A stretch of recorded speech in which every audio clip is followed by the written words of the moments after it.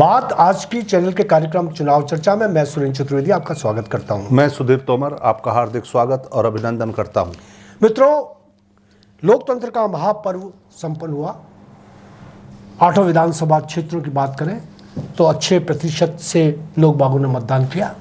जिस समय हमारा कार्यक्रम शूट हो रहा है 5:15 साढ़े 5 बजे है और इस समय जो प्रतिशत है उससे हम समझते हैं कि 6 बजे तक 2-3% और ज़्यादा बढ़ेगा।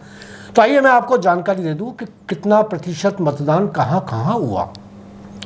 किशनगढ़ में 68.68, पुष्कर में 68.27, अजमेर नॉर्थ में 61.57, अजमेर दक्षिण में 60.42, नसीराबाद में 69.8, ब्यावर में 64.11, मसूदा में 63.16 और केकड़ी में 67.35।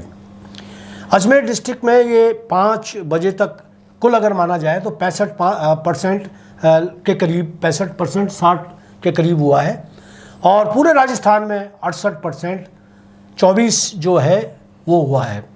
तो मैं ये समझता हूँ कि प्रतिशत का मतदान पिछले बार से कुछ कम होने की गुंजाइश लग रही है मुझे, क्योंकि पिछली बार तो कहीं 70% भी था, कहीं 74% भी था, लेकिन इस बार जो आंकड़े लग रहे हैं वो कुछ कम से आते लग रहे हैं। क्या नहीं, बहुत से लोग शाम के 5 से 6 बजे के बीच भी मतदान करते हैं और लाइनें लंबी लग जाती हैं 6 बजे तक। जब 6 बजे गेट बंद हो रहे होते हैं तो काफ़ी लंबी लाइनें होती हैं जी। तो ये मतदान राजस्थान में भी और लगभग अजमेर जिले में भी 70% के आंकड़े को पार कर जाएगा जी। अब जहां तक बात यह है मतदाता और उम्मीदवारों ने पिछले दिनों अपने कार्यक्रम को पूरा किया, अपने आप को प्रस्तुत किया हमारे सामने। आज मतदाताओं ने अपनी चॉइस दर्शा दी है। सवाल एक है और वो सवाल ये है, उम्मीदवार तो जरूर जीतेंगे, हम लोगों की उम्मीदें जीतेंगी क्या? जी, उम्मीदों का जीतना बहुत महत्वपूर्ण है और आशा यही है, हम सब ने अपनी उम्मीदों को जिताने के लिए ही मतदान किया है। बिल्कुल, मतदान उम्मीदों को जिताने के लिए किया है और उम्मीदवार के सामने जो हमारी उम्मीदें थी वो बहुत बौनी पड़ती जा रही थी, क्योंकि हमारी उम्मीदें अपने अपने क्षेत्र के विकास के लिए थीं, जबकि जितने भी प्रत्याशी थे वो अपने अपने एजेंडे को लेकर चल रहे थे हैं। और कहीं ना कहीं हम ये महसूस कर रहे थे कि पूरे जितने भी मतदाता, जितनी भी पार्टियां थी इस बार जो इलेक्शन के अंदर खड़े उन्होंने किए, वो पिछले ही कैंडिडेट खड़े कर दिए हैं मोस्टली।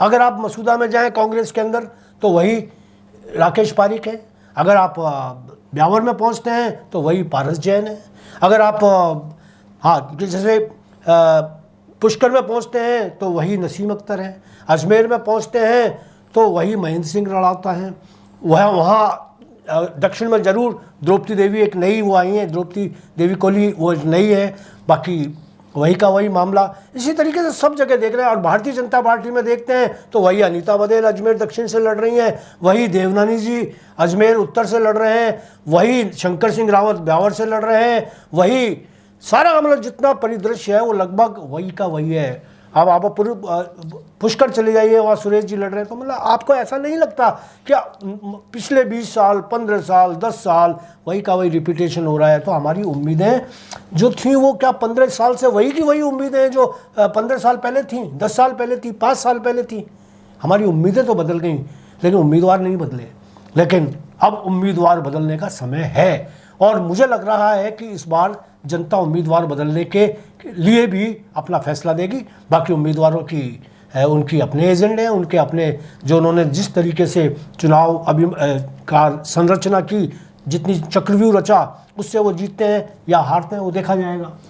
महत्वपूर्ण बात यह है कि हमारे सामने जो उम्मीदवार थे उनमें से कोई जीते, लेकिन सभी उम्मीदवारों को इस बार जनता ने ये जरूर एहसास करा दिया है कि अगर हमारी उम्मीदों पर आप खरे उतरेंगे तभी अगली बार हम आपको फिर विजेता के लिए चुनने में अपनी रुचि दिखाएंगे। इस बार जनता को मनाने में सभी उम्मीदवारों को पसीने आ गए जी। और सभी पार्टी, और विशेषकर मैं राष्ट्रीय दोनों पार्टियों की बात करूं, अगर भाजपा और कांग्रेस की, इन पार्टियों को हर हद से गुजर जाना पड़ा है हमें हमारे विकास के मुद्दों पर हमारी रुचि जगाने में।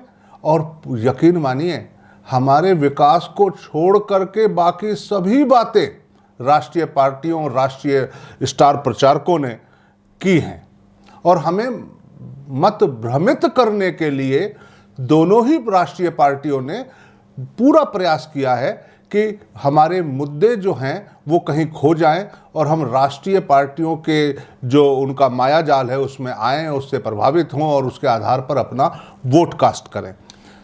तोमर साहब, मैं ये सोच रहा हूँ कि जैसे मतदाता थे, उन मतदाताओं ने अपनी रुचि, अपनी उम्मीदें चुनाव से पहले जब टिकट का बंटवारा नहीं हुआ था तब ही दिखानी शुरू कर दी थी। और यही वजह रही कि लोगों को ये उम्मीद थी कि इस बार चेहरे बदले जाएंगे, कांग्रेस से भी चेहरे बदले जाएंगे, भारतीय जनता पार्टी से भी चेहरे बदले जाएंगे। और इसके लिए मतदाताओं ने पार्टियों पर दबाव बनाना भी शुरू किया था, लेकिन वो दबाव काम नहीं आया।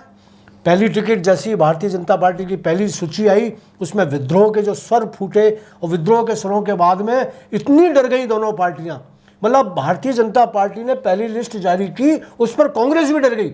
उन्होंने, जब तक कांग्रेस ने लिस्ट ही जारी नहीं की थी, उन्होंने कहा था यार अगर इस तरह का विद्रोह हमारे साथ हो गया तो ये प्रयोग भारतीय जनता पार्टी ने करके देखा पहली लिस्ट के अंदर, और वो प्रयोग असफल हुआ। और उसके बाद में दूसरी, न तो भारतीय जनता पार्टी ने, न कांग्रेस ने चेहरे ही बदलना बंद कर दिया। उन्होंने कहा जो सिटिंग एमएलए हैं वो तो रहेंगे ही रहेंगे, बाकी थोड़ा बहुत रद्दो बदल कर देते हैं। तो उससे क्या है कि एक तो विद्रोह पब्लिक में भी जागा और पब्लिक ने भी ये कहा कि नहीं, इसको टिकट मिला गलत मिला है, अगर पार्टियों ने जो फैसला किया है वो हम सही सिद्ध करेंगे, और हम सही सिद्ध करने के लिए हमारा उम्मीदवार अब ये होगा। और ये होगा के अंदर ज्ञान सारस्वत पैदा हो गए, इंदर सिंह बाघावास पैदा हो गए, अपना महेंद्र सिंह रावत पैदा हो गए, मसूदा में चले जाए तो चीता पैदा हो गए, अपना दूसरा सचिन सांकला पैदा हो गया। तो ये सारे के सारे जो बदले हुए स्वरूप आए, भंवर सिंह पलाड़ा, अर्थात शिवराज सिंह पलाड़ा हो गए, बिल्कुल हो गए। शिवराज सिंह पलाड़ा नसीराबाद से आए, तो ये नए चेहरे, मतलब पब्लिक की जो मानसिकता थी उनसे जुड़े, और इन लोगों ने कहा कि अच्छा ठीक है, फैसला पार्टी ने किया, अब पार्टी मतदाता करेंगे, अब फैसला मतदाता करेंगे। तो इस बार निश्चित रूप से मैं ये सोच रहा था, मैंने अपने ब्लॉग में भी लिखा है कि ये जो अब इस बार जो फैसला होगा, जो 3 तारीख को सामने आएगा, वो निश्चित रूप से चौंकाने वाला होगा, और जो पार्टियों ने फैसले किए हैं उन पर मोहर लगाने वाला हो, ये ज़रूरी नहीं। क्या सोचते हैं? मैं ये सोचता हूँ कि जब भाजपा की पहली लिस्ट आई और एक राजस्थान में बवंडर उठा जी, उस बवंडर से भयाक्रांत होकर के कांग्रेस ने अपनी लिस्ट को कई दिनों तक रोक दिया बिल्कुल। और उसका रिजल्ट ये हुआ कि बाद में जो निर्णय लिया वो शायद उस बवंडर के थम जाने की इंतजार मात्र पर फोकस किया, उस बवंडर की भावना को समझकर दोनों पार्टियों ने निर्णय नहीं लिए। अब बात यह है कि जहां तक भाजपा की अजमेर की हम बात करें, और देवनानी जी का टिकट आया, बहुत विरोध के स्वर उठे, लेकिन किनके थे वो स्वर पार्टी के उन पदाधिकारियों के जिनको ये उम्मीद थी कि इस बार हमें मौका मिल सकता है। आम जनता तो ठगासा देख रही थी पार्टी को, पदाधिकारियों को इस तरह से लड़ते हुए। तो ये सत्य है कि जनता बदलाव चाहती है, लेकिन ये भी सत्य है कि जनता ये नहीं सोच रही थी कि पार्टी की विचारधारा से बदलाव चाहती है। वो पार्टी की विचारधारा से नहीं, हम जब बार बार अपने बातों में ये कहते हैं कि बेस वोटर कांग्रेस के, बेस वोटर भाजपा के, वो बदलते नहीं है, तो इसका मतलब वो लोग बदलाव के उतने हामी नहीं है जितने पार्टी की विचारधारा या पार्टी के प्रति। वो पार्टी में सिर्फ प्रत्याशियों के सही चयन के लिए जागरूक भी थे और इच्छुक भी।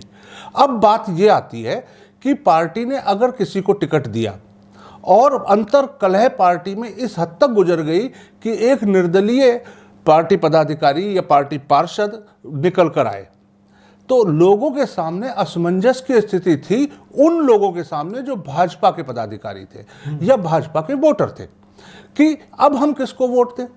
तो ये एक ऐसी स्थिति पैदा हुई जिससे कि ये तय करना इस शहर में मुश्किल हो गया कि किसकी विजय की संभावना कितनी है।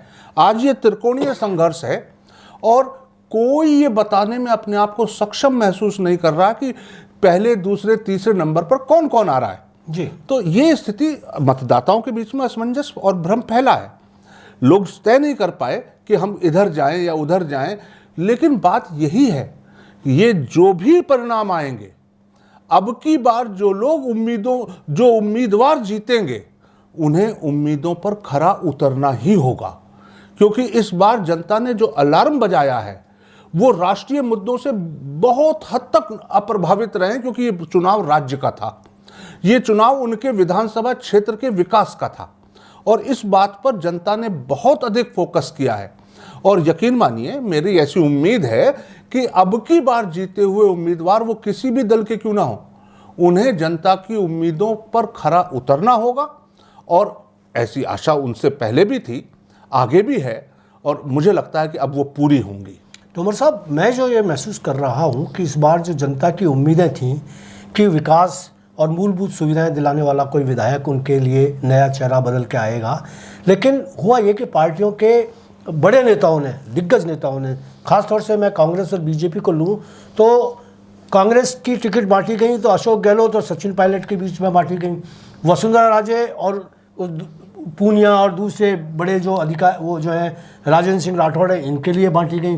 तो इन्होंने, मतलब आप ये देखिए कि पहली लिस्ट तो जब जारी हुई थी तब तो ये कहा गया था कि बिल्कुल आदमी का जो सर्वे रिपोर्ट होगी उसके हिसाब से बटेगा और जो ऊपर तक जो होगा, पहले ये कहा जा रहा था कि भारतीय जनता पार्टी के उम्मीदवार अमित शाह और नड्डा जी और मोदी जी, ये सारे लोग बाग मिलके आरएसएस का जो वो है मिलकर करेगा।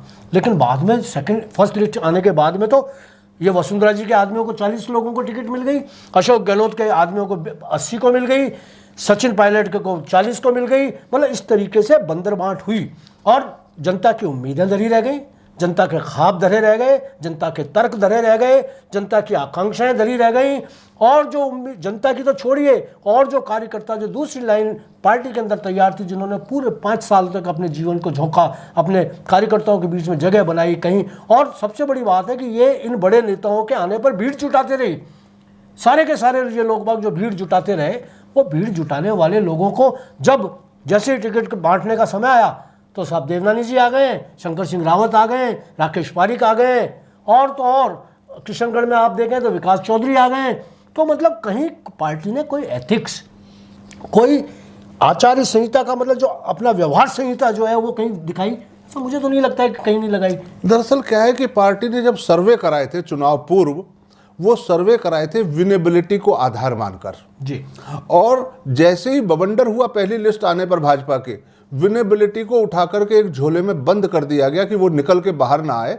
अब सिर्फ इस बात पे थी कि बड़े नेताओं की जो उनकी ईगो है उसको शांत करके इस तरह के उम्मीदवार ले आए जाएं जो ये आपस में लड़ते हुए महसूस ना हो। उसका रिजल्ट ये हुआ कि जो लोग पहले से उम्मीदवार रहे थे, भले ही वो जीते हुए भले ही वो हारे हुए, उन लोगों का महत्व बढ़ गया और पार्टी ने अपनी, दोनों पार्टियों ने राष्ट्रीय स्तर की, उन्होंने अपने अंदर गुट में शांति बनाए रखने के लिए ये समझौता किया और इस समझौते में विनेबिलिटी का आधार गड़बड़ हुआ और विनेबिलिटी का आधार गड़बड़ होने के कारण ही आज पिछले 30 साल में ये पहला मौका है कि कांग्रेस अगर जीतती है तो ये आश्चर्यजनक होगा, एक नया रिकॉर्ड होगा, और अगर हारती भी है तो ये सभी जो सर्वे हैं वो ये कह रहे हैं वो 70 से 80 सीटों के लगभग जाएगी। कांग्रेस का जो पिछला इतिहास है हारने की स्थिति में, वो पिछली बार ही 21 सीटों तक अपने आप को महदूद कर पाई थी। तो ऐसी स्थिति में बहुत कांटे की टक्कर हुई और बहुत सी सीटें, लगभग 50 से ज़्यादा सीटें ऐसी हैं जहां कोई राजनीतिक पंडित ये कह नहीं पा रहे हैं कि कौन जीतेगा। और एक्चुअली पार्टियों की जीत हार की जो की है वो उन्हीं सीटों में महदूद है।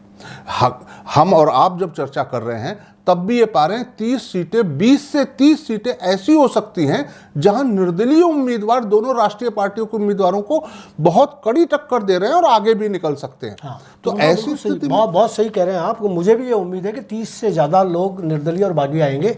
एक चीज़ और मैं करना चाह रहा था आपसे डिस्कशन कि आप क्या सोचते हैं। मेरा सोच तो ये है कि इस चुनाव के बाद कौन सी पार्टी में कौन जीत रहा है, कौन हार रहा है, वो एक अलग हुआ है, क्या कितनी सीटें किस पार्टी को जाएगी वो भी एक अलग बात है, लेकिन पार्टियां हारी हैं पार्टियां हारी कैसे हैं? मेरा एक वो है कि पार्टियां चाहे उनके कैंडिडेट कितने भी जीते हों, लेकिन पार्टी हारी हैं क्योंकि वो जो मजबूत पार्टी कभी हुआ करती थी, भारतीय जनता पार्टी हो या कांग्रेस हो, उनमें जब बागी खड़े हुए और बागी के साथ में उनके जो समर्थक थे वो खड़े हुए, फिर आपको पार्टी से उन लोगों को निकालना पड़ा जो पार्टी के दिल हुआ करते थे, जो आपके साथ धड़कते थे, जो आपके लिए भीड़ इकट्ठी करते थे, जो फूल मालाएं लेकर हाजिर होते थे, जो अपने भाषणों के अंदर आपके जय जयकार किया करते थे, वो सारे के सारे जब अलग हुए और फिर आपने उनको निकाला, तो आपने उन नेताओं को तो निकाल दिया, पर वो कार्यकर्ता जो उनके साथ जुड़े हुए थे वो तो नहीं निकले, वो पार्टी में ही है आज भी। लेकिन पार्टियां उनके साथ जाने के बाद कमज़ोर हुई हैं और वो हारी हैं। चाहे वो ज्ञान सारस्वत को आप निकाल दीजिए, ज्ञान सारस्वत के साथ 20 लोगों ने इस्तीफे दिए, उनको निकाल दीजिए, लेकिन देवनानी जी हो सकता है इलेक्शन जीत जाए जो भी हो उनके साथ में, लेकिन पार्टी तो हार गई। पार्टी ने तो इतना ज्ञान सारस्वत खो दिया, 20 लोग और खो दिए, और जितने वोट उनको मिलेंगे भारतीय जनता पार्टी के काटे हुए वोट, वो वोट भी उनकी कमजोरी होगा, वो पार्टी खोएगी, उन वोटों को खो रही है। दूसरा, आप ब्यावर चली जाइए, वहाँ शंकर सिंह रावत हो सकता है इलेक्शन जीत जाए, लेकिन जो इंदर सिंह बागावास और महेंद्र सिंह के वजह से या मनोज चौहान की वजह से जो लोग उनसे पार्टियों से जुड़े हैं, तो कांग्रेस भी कमज़ोर हुई है, बीजेपी भी कमज़ोर हुई है, चाहे वो मसूदा हो, चाहे किशनगढ़ हो, चाहे सब जगह पार्टी तो हार गई हैं, पार्टियां हारी हैं। और अब क्या होगा, अगले लोकसभा इलेक्शन में फिर प्रभाव पड़ेगा, इन्हीं हारे हुए लोगों को, हटाए हुए लोगों को फिर वापस मनाने का क्रम चलेगा, फिर इन्हें लाने जाने का क्रम चलेगा। इनमें से जो जीत जाएंगे वो तो जय जयकार है ही उनकी, तो वो तो फिर मिल ही जाएंगे, लेकिन जो लोग हार जाएंगे उनको मनाने के लिए एक बहुत बड़ी तैयारी करनी पड़ेगी, और वो तैयारी होगी चाहे वो कांग्रेस की हो चाहे बीजेपी को। क्या सोचते हैं आप? मैं ये सोचता हूँ कि जब ये चुनाव हुए हैं और आज संपन्न हो गया है, सिर्फ मतदान का रिजल्ट आना बाकी है, तब एक बार एक समय आ गया है कि सभी दोनों, विशेष रूप से कांग्रेस और भारतीय जनता पार्टी को आत्ममंथन करने की ज़रूरत है। क्योंकि पार्टी का अर्थ होता है एक विचारधारा के प्रति प्रतिबद्ध लोगों का एक समूह। वो राष्ट्र स्तर पे भी हो सकता है, वो राज्य स्तर पे भी हो सकता है, और छोटी पार्टी है तो जिला स्तर पे भी हो सकता है, लेकिन उसका जो सामूहिक गुण है वो है एक विचारधारा के प्रति प्रतिबद्धता। अब जब विचारधारा के प्रति प्रतिबद्धता के बजाय पार्टी में कुछ शख्सियतों की हैसियत इतनी बढ़ जाती है कि वो पार्टी से ऊपर हो जाते हैं, तब पार्टियों को इस तरह की परिस्थितियों से दो चार होना ही होता है। चाहे बात सचिन पायलट और अशोक गहलोत की करें, चाहे वसुंधरा राजे और मोदी जी और अमित शाह की करें, वसुंधरा राजे के साथ राजेंद्र राठौड़ जी की करें, कैसे तय होता है कि राजेंद्र राठौड़ जी के कहने से किसी को टिकट दिया जा रहा है उस क्षेत्र में, जिस क्षेत्र में उनका कभी आना जाना भी नहीं रहा, जिस क्षेत्र की समस्याओं से वो परिचित भी नहीं है। कैसे तय होगा कि अशोक गहलोत जी किसी एक क्षेत्र के लिए अलग उम्मीदवार का नाम लेकर अड़ जाएं और सचिन पायलट किसी दूसरे उम्मीदवार का? तो पार्टी कहां है? इन दोनों में से जिसको जिताएंगे वो एक दूसरी सीट पर अपना दावा ठोक देगा कि मुझे यहां इस आदमी का ही नाम चाहिए। इस तरीके से अगर कोई कमजोर होता है तो वह है पार्टी, और कोई ठगा जाता है तो उस विचारधारा से प्रतिबद्ध मतदाता। यकीन मानिए, आने वाले 5 महीने बाद वापस चुनाव है, और जब वापस चुनाव होगा, मुझे ऐसा लगता है पार्टी अपनी विचारधारा को प्रमुखता देंगी, चाहे वो कांग्रेस हो चाहे वो भारतीय जनता पार्टी। अगर व्यक्ति हावी होते रहे पार्टियों की विचारधारा पर, तो लोकतंत्र स्वतंत्र कैसे कहलाएगा? एक स्वतंत्र लोकतंत्र के लिए पार्टियों का होना जरूरी है, एक विचारधारा के प्रति समर्पित होना जरूरी है। व्यक्तियों के प्रति समर्पण राजशाही के दौर में होता है, और पार्टी के प्रति समर्थन ही लोकतंत्र की निशानी है। तो प्रजातंत्र मजबूत तब होगा, लोकतंत्र मजबूत तब होगा, संविधान मजबूत तब होगा जब पार्टी में व्यक्तिपरक राजनीति से ज़्यादा मतदाता परक राजनीति होगी। मतदाताओं की मंशा और नियत पर विचार किया जाएगा। जब तक आदमी व्यक्ति विशेष के छवि और चेहरे पर जुड़ा रहेगा, जब तक टिकटें ऐसे लोग बांटते रहेंगे, तब तक हम लोगों के साथ यही ठगी होती रहेगी, और ये राजनीतिक ठगी हमारे लोकतंत्र के लिए सबसे खतरनाक है। दोस्तों, ये बंद होनी चाहिए, ये बंद होनी चाहिए। आज इतना ही, कल फिर मुलाकात में आपके नए विषय पर बात करेंगे। धन्यवाद, आभार।